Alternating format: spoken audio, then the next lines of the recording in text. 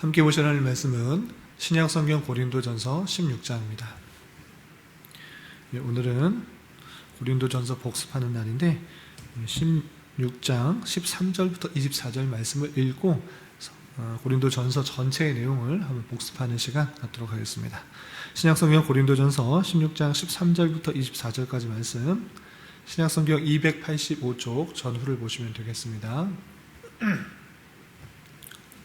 13절부터 24절까지 함께 봉독합니다. 깨어 믿음에 굳게 서서 남자답게 강건하라. 너희 모든 일을 사랑으로 행하라. 형제들아, 스데바나의 집은 곧 아가야의 첫 열매요 또 성도 섬기기로 작정한 줄을 너희가 아는지라. 내가 너희를 권하노니 이 같은 사람들과 또 함께 일하며 수고하는 모든 사람에게 순종하라. 내가 스데바나와 부드나노와 아가이오가 온 것을 기뻐하노니 그들이 너희의 부족한 것을 채웠습니다. 그들이 나와 너희 마음을 시원하게 하였으니 그러므로 너희는 이런 사람들을 알아주라. 아시아의 교회들이 너희에게 무난하고 아굴라와 브리스가와 그 집에 있는 교회가 주 안에서 너희에게 간절히 무난하고 모든 형제도 너희에게 무난하니 너희는 거룩하게 입맞춤으로 서로 무난하라. 나 바울은 친필로 너희에게 무난하노니 만일 누구든지 주를 사랑하지 아니하면 저주를 받을지어다. 우리 주여 오시옵소서. 주 예수 그리스도의 은혜가 너희와 함께하고 나의 사랑이 그리스도 예수 안에서 너희 무리와 함께 할지어다. 아멘. 감사합니다. 오늘은 고린도전서를 복습하는 날입니다. 사도 바울께서 고린도 교회에 다양한 문제들이 있을 때 어떻게 해결해야 되는 것인지를 하나님의 말씀을 전해주는 그런 내용으로 담겨있는 고린도전서, 우리가 1장부터 16장까지 다 살펴보았습니다. 그런데 그냥 단순히 고린도 교회에 있었던 문제로 여길 것이 아니라 오늘날 우리 교회에서 어느 교회에서나 나타날 수 있는 그런 문제들이기 때문에 우리에게 주시는 말씀으로 비슷한 상황이 있을 때 이 말씀을 통해서 교훈받아야 될 것입니다. 그렇게 성경 말씀은 1차적으로는 그때 당시 독자들에게 전해주는 말씀이지만 오고 오는 세대 모든 택한 백성들에게 주시는 말씀으로 알아 오늘날 잘 적용할 수 있는 그런 말씀으로 대해야 될 것입니다. 그래서 오늘은 고린도전서 전체를 복습하는 시간을 갖도록 하겠습니다. 어떤 내용들이 있었는지 다시 한번 생각해보고 오늘날 우리의 필요한 상황, 비슷한 상황에 있어서 그 말씀을 기준하여서 적용하고 또 말씀대로 순종할 수 있는 그런 시간을 갖도록 하겠습니다. 여러분들 갖고 계시는 말씀기 책자의 내용을 살펴보시면서 따라오시면 되겠습니다. 우선 고린도전서의 내용들을 여러 가지 상황 속에서 다양한 교훈들, 권면의 말씀들을 하고 있지만 크게 분류하면 이런 것들로 있습니다. 고린도 교회에 분파와 분쟁이 일어났을 때 주는 그런 말씀, 그리고 그 고린도 교회에 무질서한 문제들이 있었을 때 주시는 말씀, 그리고 교회 안에 다양한 갈등으로 말미암아 있는 그런 문제에 대한 답변으로 권면과 하나님의 뜻을 이해하면 되겠습니다. 그래서 1장부터 4장까지는 교회 내에 있었던 분쟁, 분파 이런 것에 대해서 어떤 식으로 생각해야 되는지 교훈하고 있고요. 또 5장과 6장에서는 교회 안에 나타난 그 무질서, 특별히 교회 안에 죄악이 있음에도 불구하고 그것을 건징하지 않은 그런 무질서의 문제, 그리고 교회 안에 성도들끼리 그런 분쟁이 일어나서 또 문제가 일어나서 세상 법정에서 소송하는 그런 일들이 있을 때 그런 것에 대해서 어떻게 생각해야 되는지 5장과 6장 교회 내 무질서에 대해서 설명하고 있습니다. 그리고 7장부터 15장까지는 교회 내에 나타나고 있는 여러 가지 문제들, 결혼의 문제나 우상제물을 먹는 문제나 또 교회 예배를 드리는 데 있어서 다양한 무질서한 모습들, 은사를 드러내는 것이나 성찬을 하는 것이나 복장의 문제나 여러 가지 그런 예배 안에서 나타나는 문제들에 대해서 이렇게 교훈하고 있는 것입니다. 그리고 성도들이 바로 알아야 될 사실, 부활의 문제에 대해서 15장에 기록하고 있는 것입니다. 그래서 그런 내용들에 대해서 설명하고 있는데 다시 한번 핵심적인 내용들을 짚어가면서 이해하도록 하겠습니다. 우선 1번에 보시면 교회 내 분쟁과 관련하여서 어떤 일들이 있었는가. 나는 사도 바울에게 세례를 받았다. 넌 아볼로에게 교육을 받았다. 나는 베드로에게 직접 세례를 받았다. 이런 식의 다양한 분파들이 생김으로써 분쟁들이 일어난 것입니다. 나는 어떤 선생님이 좋아, 어떤 목사님이 좋아, 이런 식의 분쟁이 생긴 것입니다. 그냥 나뉘는 것뿐만 아니라 서로 다툼이 나는 것입니다. 어떤 선생님이 뛰어나다, 어떤 선생님이 뛰어나다, 이런 분쟁들이 일어날 때 그것을 어떻게 해결해야 되는지 사도 바울에서 교훈한 것입니다. 그럴 때 중요한 것은 사람을 보는 것이 아니라 그 뒤에서 역사하시는 하나님을 보아야 된다, 이렇게 교훈하고 있었던 것입니다. 사도 바울은 씨를 뿌렸고 아볼로는 물 주었을 때 자라나게 하시는 분은 하나님이시다, 한 분 하나님이시다 라는 것들을 그들에게 알려주었던 것입니다.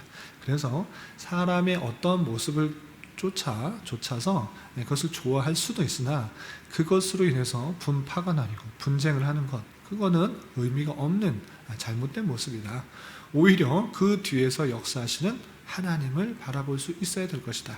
사도 바울도 또 게바도 또한 아볼로도 다 하나님께서 그들에게 마음을 주시고 각각의 역할을 하도록 하신 것이지 그 사람에게 또 마음을 두고 또 분파를 나누서는 안 된다라는 것들을 알려주는 것입니다. 그래서 오직 유일한 터인 예수 그리스도 위에 터를 잡고 또 사람을 따라서 하는 것이 아니라 사람을 또한 자랑하는 것이 아니라 오직 하나님만을 생각하고 하나님만을 높이는 그런 자가 되어야 된다, 이렇게 교훈하고 있었던 것입니다. 그리고 5장 6장에서는 앞서서 말씀드린 것처럼 근친상 간의 문제에 있어서 교회 안에 그 이방인들도 하지 않는 그런 악들, 성적인 부도덕이 있을 때 묵인하는 건 그거 아주 잘못된 것이다 라는 것들을 강하게 질책했던 것입니다. 이방인들도 하지 않는 그런 죄악들이 이 교회 안에 있을 때 마땅히 성도로서 또 교회 안에서는 그 잘못들을 지적하고 그것을 다른 죄악들로 퍼지지 않도록 일벌백계해야 된다라는 것들을 알려준 것입니다. 교회 안에 누룩이 있을 때 그런 죄악들을 묵인하고 용인할 때 걷잡을 수 없이 누룩이 퍼져나가듯 교회 안에 죄악들이 퍼져나갈 수 있으니 그런 잘못들이 있을 때 올바른 권징을 통해서 그가 바로 잡고 교회 안에 거룩성을 유지할 수 있도록 그것을 권징을 올바로 행하라는 것들을 교훈했던 것입니다. 그래서 중요한 교회의 모습 중에 하나가 무엇인가? 물론 교회는 하나님의 택하신 백성들의 전체 모임입니다. 그런데 그 백성들의 하나님의 백성으로서의 통치함을 받기 위해서는, 영적인 통치함을 받기 위해서는 교회는 단순히 친목단체로 끝나서는 안 되는 것입니다. 교회는 반드시 하나님의 말씀에 따라서 다스려지도록 하는 통치 기구의 역할들을 해야 되는 것입니다. 그래서 신앙의 선배들, 종교개혁자들은 교회의 표지가 무엇인가, 교회를 이것을 보고 교회를 알 수 있는 그런 표지가 무엇인가, 사인이 무엇인가 라고 할 때 말씀과 성례와 권징을 함께 생각했던 것입니다. 이 권징이 있느냐, 올바른 권징을 하느냐, 그렇지 않느냐에 따라서 참된 교회냐, 그렇지 않은 교회인가 구분을 하였다는 것입니다. 그렇기 때문에 오늘날의 교회에 있어서 이 권징이 회복되지 않는다고 하면 교회에 올바른 영적인 통치가 일어나지 않는다는 것들을 잘 알아야 될 것입니다. 그래서 권징을 목사 한 사람의 개인에 의해서 권징이 시행되는 것이 아니라 하나님의 택하신 백성들, 또 세워진 그 회를 통하여서 당회, 노회, 총회, 이 회를 통하여서 온전히 치리가 될 수 있는 그런 권징이 일어날 수 있는 모습이 회복되어야지 교회의 거룩성과 정결성들이 온전히 다 일어날 수 있어야 될 것입니다. 그렇게 권징의 중요성들을 다시 한번 하면서 그 교회 안에 있는 부도덕, 또 잘못들, 것들을 없애나갈 수 있도록 권면했던 것입니다. 그리고 교회 안에서 여러 가지 소송들이 나타날 수 있는데, 교회 안에서, 교회에 있는 여러 가지 문제들은 교회 안에서 해결해야 되는데, 그것들을 인정하지 않고 세상 법정에 나가서 소송하고 법정 투쟁을 하는 것, 이것은 잘못된 것이다. 차라리 손해를 보고 또한 그 자기가 불이익을 받더라도 세상 사람들에게 소송해서 그것을 판결받지 말라라는 그런 교훈이 있습니다. 이것은 왜 그런가 라고 했을 때, 우리가 세상을 판단하고 또 세상에 대해서 정죄하고 또 세상에 대해서 다스릴 수 있는 그런 권한을 받았는데, 오히려 세상 사람들로부터 교회가 판단하고 성도들을 판단하게 그렇게 만들어버리는 역할을 하는 결과가 되기 때문에 세상 법정에 소송하지 말라, 이렇게 표현한 것입니다. 차라리 교회 안에서는 내가 불의를 당하고 또 속임을 당하고 손해를 보는 한이 있더라도 교회 안에서 문제를 해결할 수 있도록, 그런 권징과 치의가 일어날 수 있도록 그 교회에 맡기는 것이 중요하다라는 것입니다. 그러나 교회 성도들과 세상 사람들과 문제가 있을 때는 당연히 세상 법정에 소송을 하는 것이 맞지만, 교회 안에서 일어난 문제를 세상 법정에 나가서 판단을 받도록 하는 것, 그것은 교회의 의미를 잘 살리지 못한 것이고 교회의 통치 원리를 잘 드러내지 못한 것이기 때문에 삼가 주의해야 될 것을 권면하고 있었던 것입니다. 그래서 우리 교회도 아직 당회가 구성되어 있지 않아서 칠이나 권증을 할 수 없는 그런 모습이기 때문에 아쉬워하는 마음으로 있어야 될 것입니다. 교회 목사 혼자 칠이나 권증을 할 수가 없는 것이기 때문에 장로 교회 안에서는 하루속히 교회가 설립이 되고 성도들을 다스릴 수 있는 그런 장로들을 선출하고, 장로와 또 목사가 함께 당회를 이루어서 교회의 구석구석 여러 가지 것들을 권징하고 치리하는 모습을 통해서, 또 바른 권징을 통해서 교회가 교회다운 모습으로 잘 세워나갈 수 있도록 항상 힘쓰고 그렇게 되도록 기도를 해야 될 것입니다.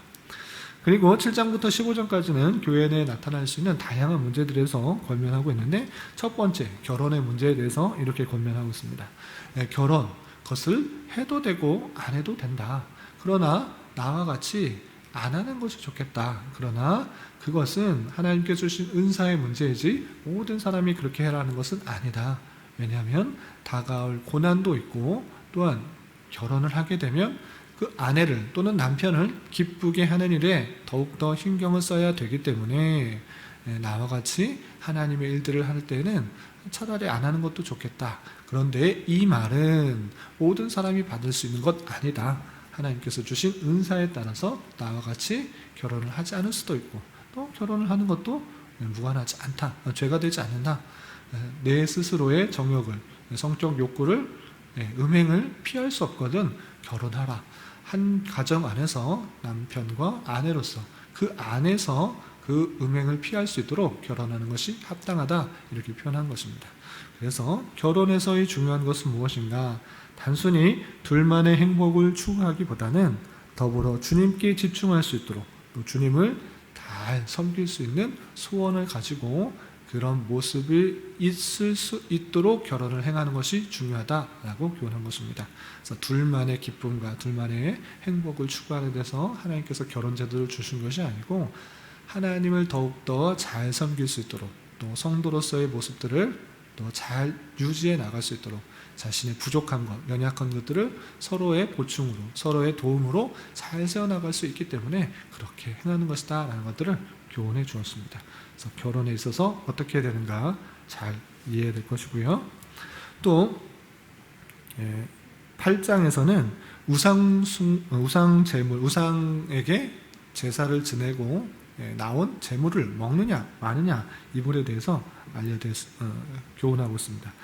실제적으로 우상은 다른 신이 있는 것이 아니기 때문에 우상 제물을 먹는 일은 먹어도 되고 안 먹어도 되고 그것이 중요한 것 아니다. 왜? 우상이 있는 것이 아니기 때문에, 다른 신이 있는 것이 아니기 때문에 우상 제물을 먹는 일은 먹어도 되고 안 먹어도 되고 상관없는 일이다. 그렇지만 중요한 것은 연약한 신학이 있는 것입니다. 연약한 양심들이 있어서 그 사람들에게 덕이 되지 않는다고 하면 내가 그것들을 절제할 수 있어야 된다.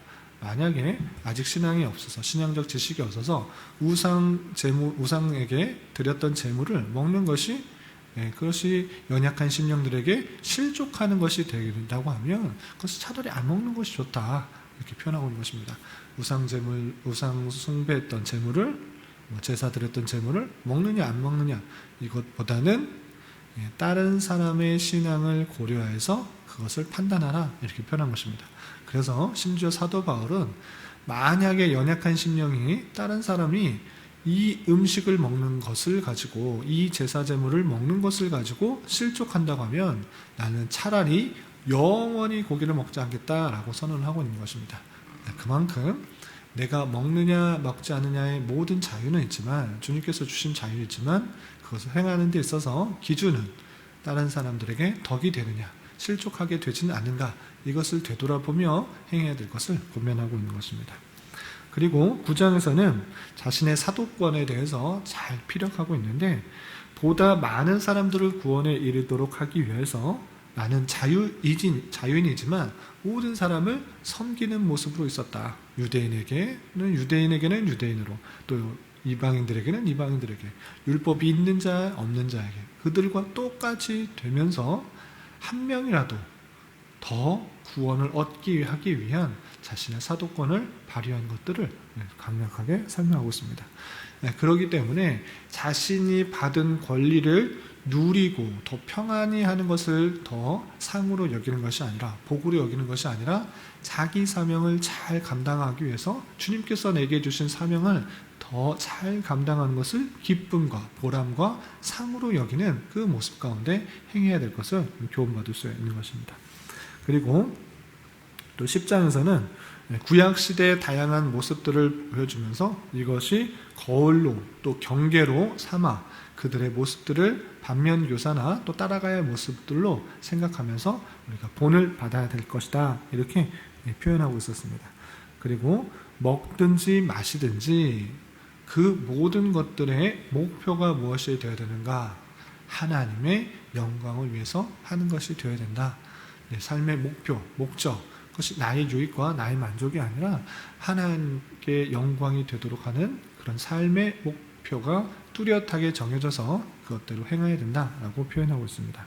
그리고 11장에서는 복장 문제와 성찬에 대해서 나와 있는데 남자가 머리에 쓰는 것 허락하지 않고 여자가 머리에 쓰지 않는 것을 허락하지 않는다. 특별히 예배 안에서 기도나 예언을 할 때 그렇게 행해서는 안 된다라고 했는데 그때 당시 풍속의 모습을 들어 교회 안의 질서를 확립하도록 하는 권면의 말씀입니다.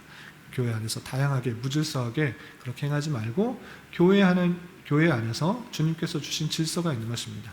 남자의 머리는 그리스도의 머리는 또 하나님, 그리고 여자의 머리는 남자라는 것들을 기억하면서 이 질서를 잘 드러내는 것, 하나님께서 주신 창조의 질서, 이 질서를 드러내는 것이 하나님께 영광이 되는 것이지 그렇게 구별된 모습들을 차별이라 여기고 그렇게 우후죽순으로 자신의 영광만을, 자신의 모습만을 드러내는 것, 그것은 안 된다.